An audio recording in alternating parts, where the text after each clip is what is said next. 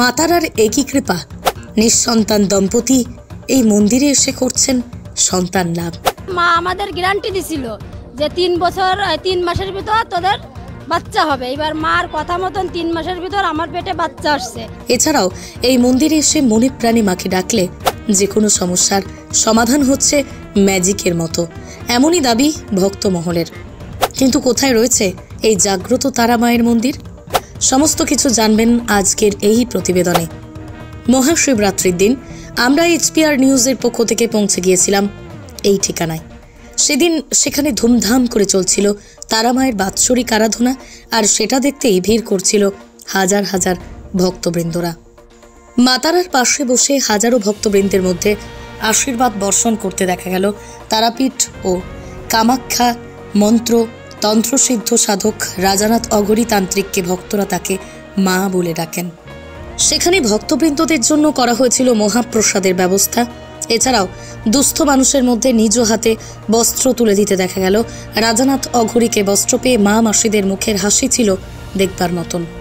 এদিনের অনুষ্ঠানে উপস্থিত ছিলেন নদিয়া সাংগঠনিক জেলার মহিলা তৃণমূল কংগ্রেসের সভানেত্রী বর্ণালী দে, গাংনাপুর থানার ওসি অনুপম ঢালি, এছাড়াও এলাকার বিশিষ্ট ব্যক্তিবর্গরা।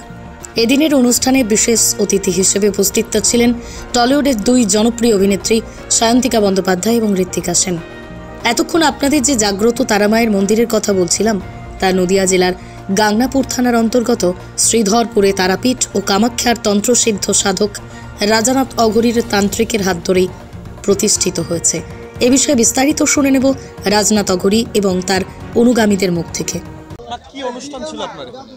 মায়ের কাছে গতকাল বার্ষিক মায়ের পুজো হয়, সেই হিসাবে মায়ের পুজো হলো। আজকে মায়ের একটা অনুষ্ঠান আছে, নায়িকা আসছে ঋত্বিকা সেন। আগামীকাল একটা নৃত্য অনুষ্ঠান আছে, এটাই হচ্ছে আর কি। মা, আমরা দেখেছি আপনার এই মন্দিরে মানে অনেক নিঃসন্তান যারা থাকে তারা আপনার এই মন্দিরে তাদের সন্তান লাভ। এই বিষয়টা যদি এটা হচ্ছে মায়ের কাছে আসলে পরে মার কাছে যা প্রার্থনা করে মা সেটাই করছে আর কি।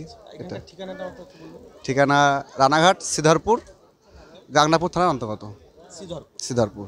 অনুষ্ঠান খুবই ভালো করছে আমার গুরুজি হয় রাজানাথ অঘরী। এই মানুষ মানে সাধারণ মানুষকে যেইভাবে মানে উপহার দিচ্ছে প্রোগ্রামগুলো, তাতে খুব ভালোই লাগছে এখানে আসতে পেরে। বস্ত্রদান আছে, আজকে আবার নায়িকা আসছে ঋত্বিকা সেন, মানে এইভাবেই চলছে। সায়ন্তিকা মুখার্জিরও আসে। কালকে কি অনুষ্ঠান ছিল? কালকে এমনি মায়ের পুজো হয়। মায়ের পুজো ছাড়া তেমন কোনো অনুষ্ঠানের আমরা রাখিনি আয়োজন, কারণ বাৎসরিক পুজো বলে কথা।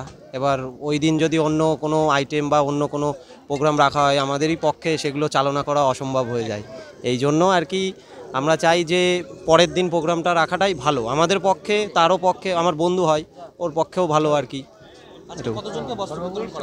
আজকে মোটামুটি 100 থেকে 120 জনকে। কি নাম এই জায়গাটা? এই জায়গাটা শ্রীধরপুর তারামা মন্দির, এই জায়গাটার নাম।